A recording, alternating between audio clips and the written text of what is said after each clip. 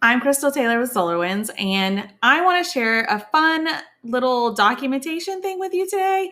I think it's really helpful, and it would have helped me a lot back out in the day and planning for upgrades and kind of preparing people for all of the new features that have been released since the last time they upgrade. Most likely, you are not upgrading each time we release new software. As much as we would love it if everyone upgraded right away, it generally doesn't work that way, and we do know that.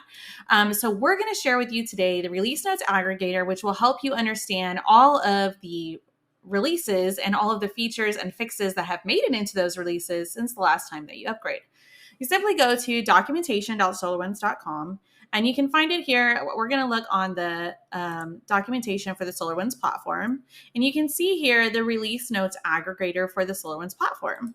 This applies if you have multiple modules or if you have Hybrid Cloud Observability. You can see here the differences. So we're going to select a few things, and I'm just going to select the platform because that is important. And then I'll click on a few modules that we want to upgrade. Let's say we have NPM, we have WPM, we have NCM, and we have CM. And our current version is not going to be the actual current version, which is 2024.2 as of this recording.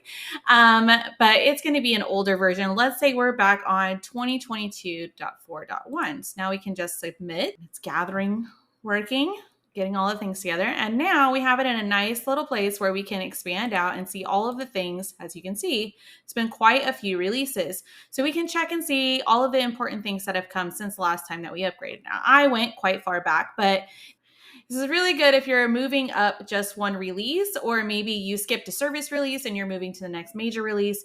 You can still kind of see them all in one place, and you don't have to go look at the individual release note pages to see what you might have missed. Hopefully this helps you out.